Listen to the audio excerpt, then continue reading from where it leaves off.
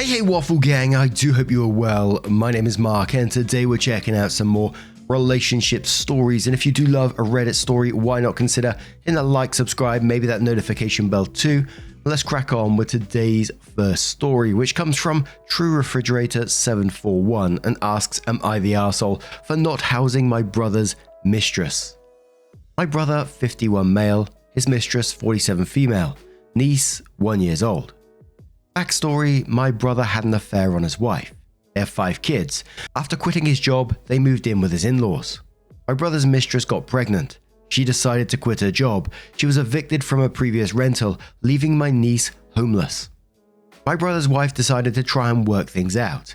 I ended having a lot of family pressure to allow my brother's mistress and my niece move into my rental, to try and create a stable environment for my niece.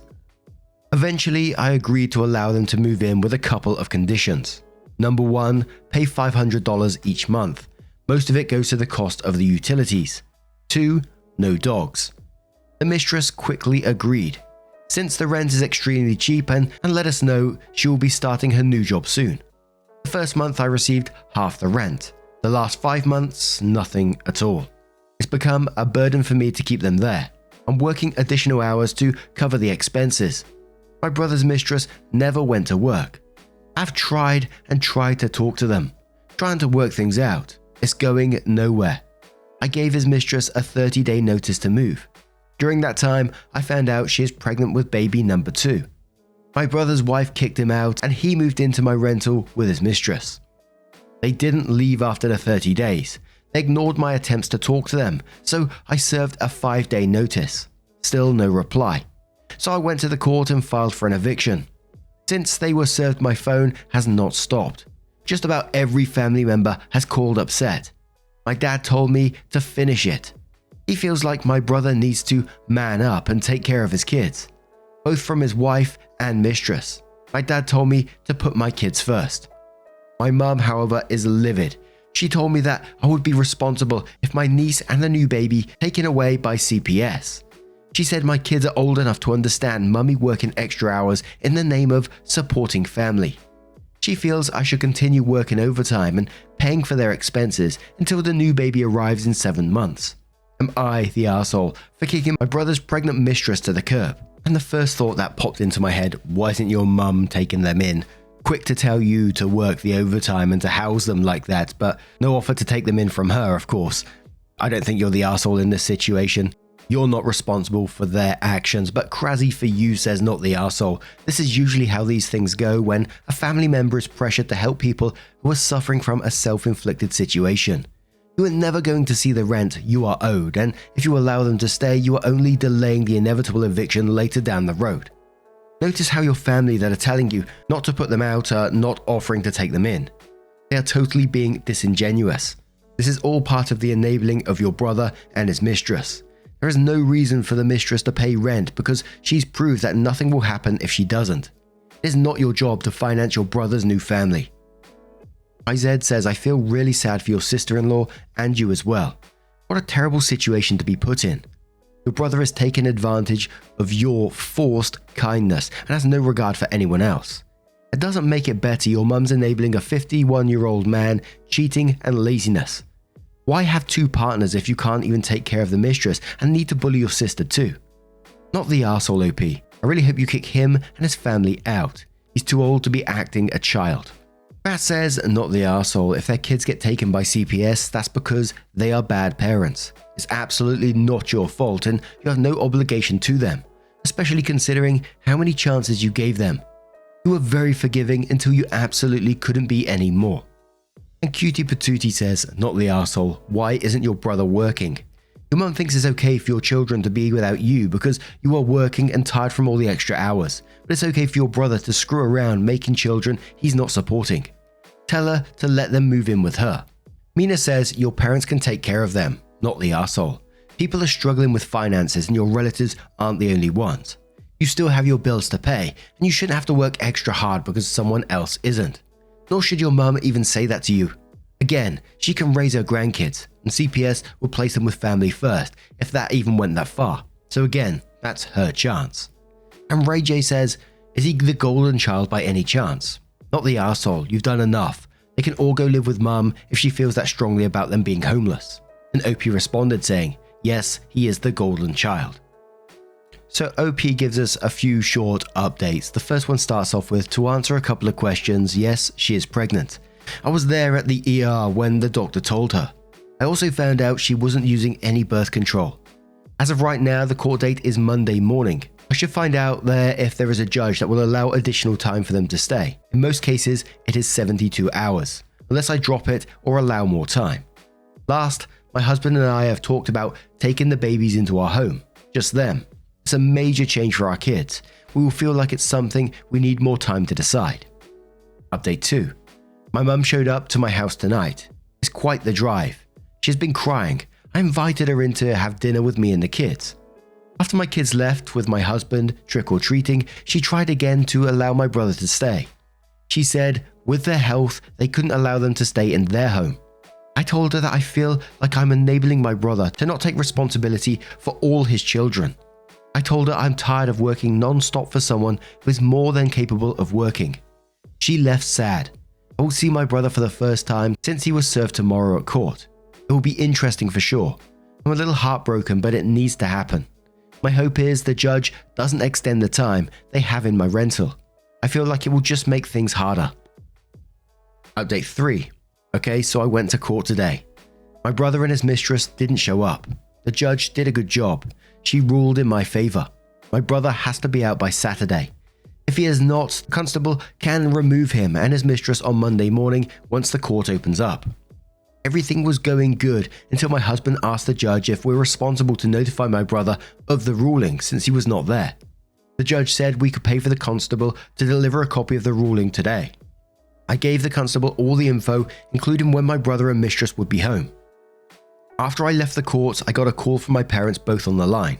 I told my mum the constable will deliver the court's ruling to my brother to give them the maximum time to prepare to move. My mum was dead silent. My dad burst into laughter. I was then informed the reason my brother and his mistress didn't come to the court was they had outstanding warrants I knew nothing about, so there is a good chance they will be arrested today. I can't enter the rental until next Monday. I will update then, if I am present when they go to remove my brother and his mistress. I was told today if they are not gone, they will have 15 minutes to gather whatever before they could be removed by the police. OP then gave another update in the comments which says, here is the update for this week. The constable and us showed up to the property. He told them they had 15 minutes to grab whatever and leave. My brother went off. I sat in the car. My brother started threatening me. I've never seen him act so horrible. I just sat in the car not replying. Then he just started smoking, not packing anything. His mistress was screaming from the house saying, you told me I would never have to move. You told me your sister wouldn't evict me. The last mum. My brother slammed the door in the constable's face and locked it and refused to leave. At that time, additional police were called out. My brother's response was yelling he was going to knock me out. He has a gun and will use it on me. Again, he has never treated me this way, so the police asked me to leave and go get lunch, in hopes they could calm him down. Nope, it didn't work. They had to knock the front door in. They gave his mistress 35 minutes to pack things. She didn't. She just sat in their car, mad. We changed the locks and cleaned open food up. Then on Tuesday, I got a call from the constable saying they needed to get an inhaler. I'm not required to give them medicine. I'm required to give them their identification. However, I drove 4 hours back, loaded all medicines in a box, put all important papers, photos in another box, told the constable I was ready.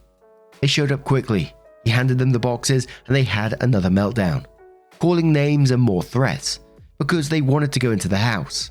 I was told they set up secret cameras and they were watching me and know I touched their stuff. The constable told them it was illegal to secretly record on private property and they could go to jail for 2 to 10 years. Then my brother started walking towards the constable in an aggressive manner, so I called the police. My brother told them to arrest me. The police told him I wasn't the one going to jail. His mistress took the boxes and left while yelling. I know I have to see them again, but I'm thinking about filing a restraining order against them. The police recommended I do that. Then OP posted another post which was titled, question about hard living versus vandalism. So I have a rental property. I'm at the end of an eviction of my brother and mistress. I was told by my family they ripped doors off the hinges. From them slamming them, some doors are broken, cut blind cords, small kids not being watched, nail polish all over the hard floors and carpet and so on. I won't be able to see the property until Monday to assess all the damages. I was wondering what constitutes hard living versus vandalism. Is it worth the trouble for my insurance company to come out? Since it's an eviction, I don't see them paying for any of the damages themselves. And I just don't get the parents' logic in this one. I know it's your child, but then to put all the responsibility for his life choices on your other child like that, working all this extra time and spending time away from her children, I just don't understand that logic. But what do you guys make of this situation? Let me know your thoughts down in the comments below. And let's move on to another story. And before we do get into this story, there is some warnings on it of stalking, attempted kidnapping, and attempted murder. So if you do want to skip the story, this will probably be like the last story on here, so feel free to skip it if you want to. And it's from Throwaway Dog Stalker, who says, "My 28 female dog attacked my stalker after he broke into my house.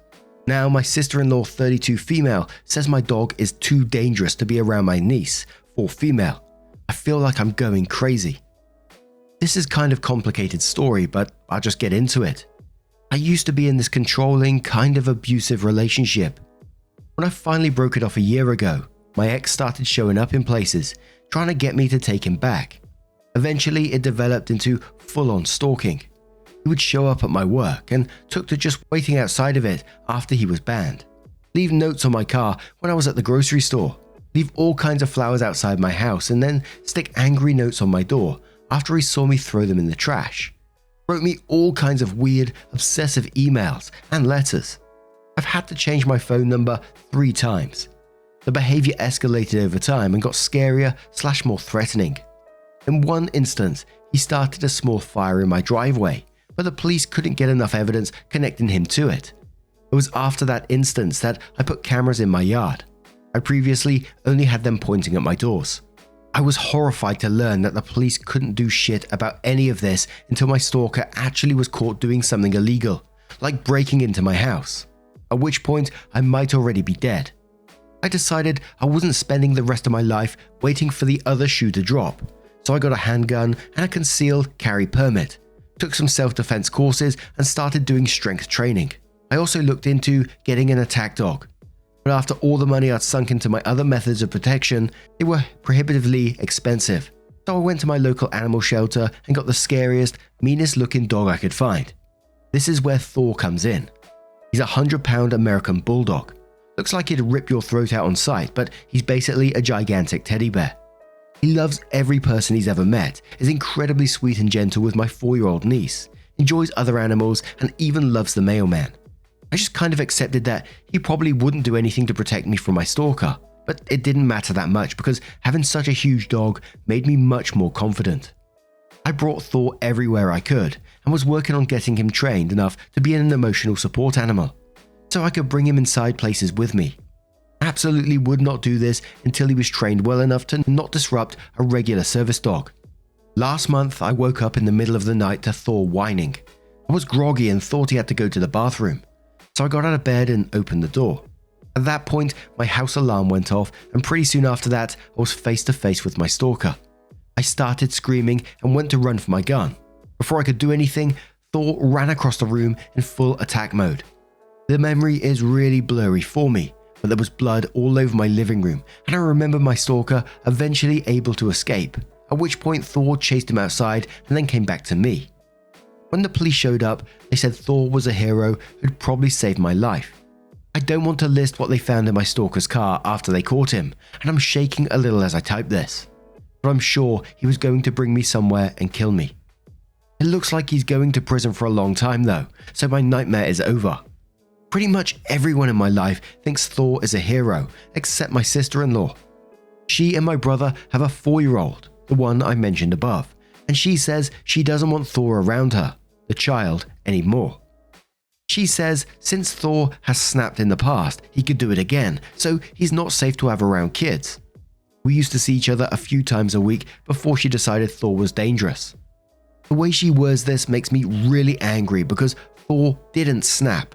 He saw a stranger break into his home, heard his owner scream in terror, and he reacted to defend me, himself, and his house.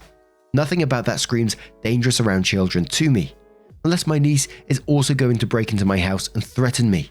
This is also a very emotional issue for me because Thor isn't just a dog to me. He's my safe place, my hero, the one who protected me and kept me safe when no one else could.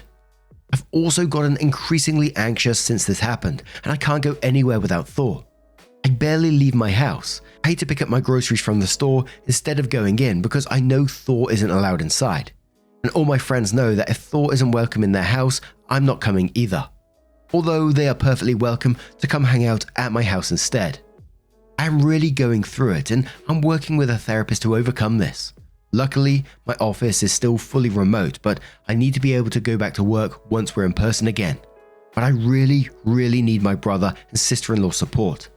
I think my sister-in-law thinks I'm just pouting, and that's why I won't just leave the dog home and come over without him. I don't know how to explain to them that the fear hasn't stopped just because my stalker is in jail. It's actually a lot worse than it was before. I've already suggested they come over and I crate Thor, but that wasn't good enough for her. But what can I do to make her understand the situation better? And there was lots of comments on this one about, the dog being in hypervigilance mode right now, and if you have a flashback when someone touches your shoulder, he might do it again. Other people saying, sister-in-law is being totally ridiculous about this. Many people saying that, they're incredibly proud of OP for the way that they're dealing with it, and Thor as well. And of course others saying, you're protective of your dog, she's protective of her kid.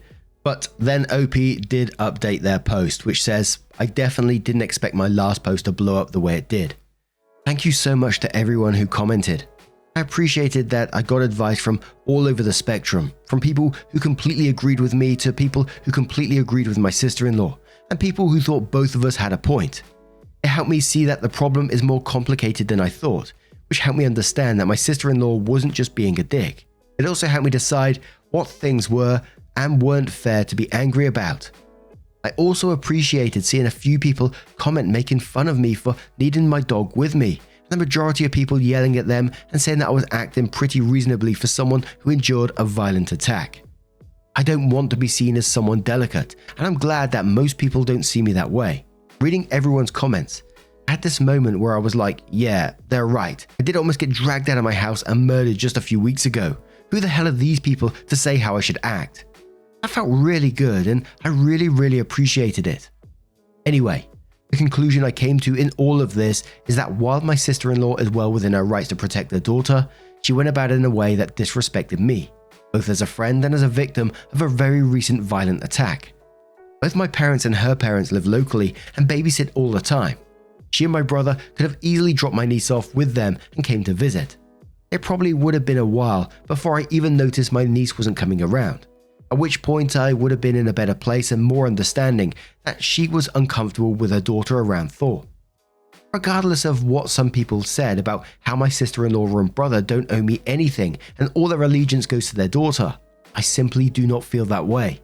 We were extremely close before this happened. I was always there for them and would literally drop plans to babysit my niece if my brother and sister-in-law needed a night to themselves. The very least they could have done for me, after I was almost kidnapped and murdered, is try to find some compromise. We went from seeing each other 3 times a week to pretty much not seeing each other at all. Even if they weren't okay with me creating the dog, they could have easily dropped their daughter off with grandma and grandpa for a few hours so I wouldn't feel completely isolated. I also have a yard, so they could have come over with her and we could have all hung out outside while Thor stayed inside. I've been upset about this for a while, but wasn't sure if I was right to be upset until so many people echoed that sentiment, so I appreciate it. I invited my brother and sister-in-law over. I promised it would only be an hour or 2 and insisted they leave my niece with my parents, and tried to lay this all out without being confrontational or acting like a dick.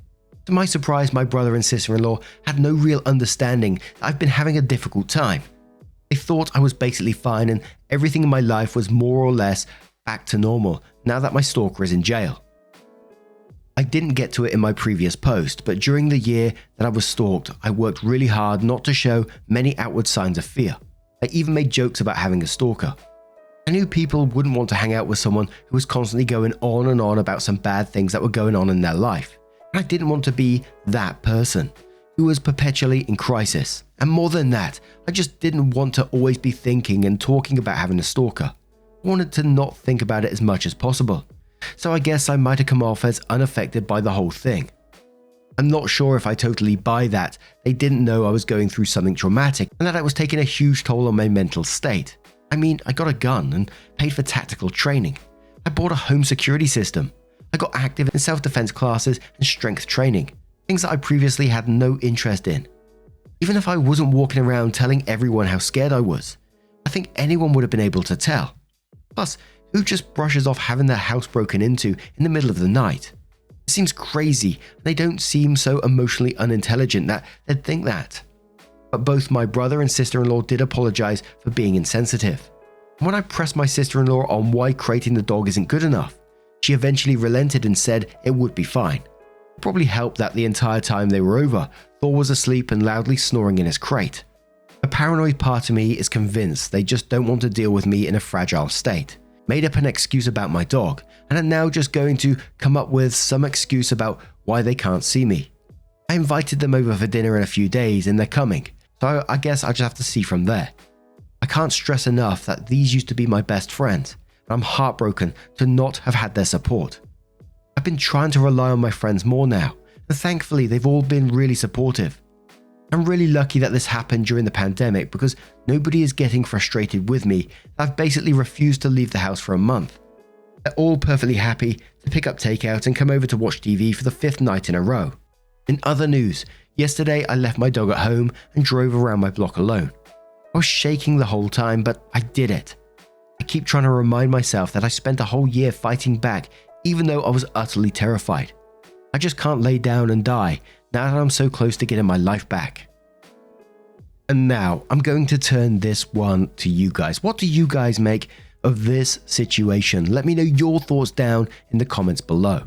And just a huge thank you from the bottom of my heart for getting involved in today's stories. Your love, support and time, not just towards me but towards one another as well, is absolutely amazing. And hopefully I will see you in the next one. Take care and much love.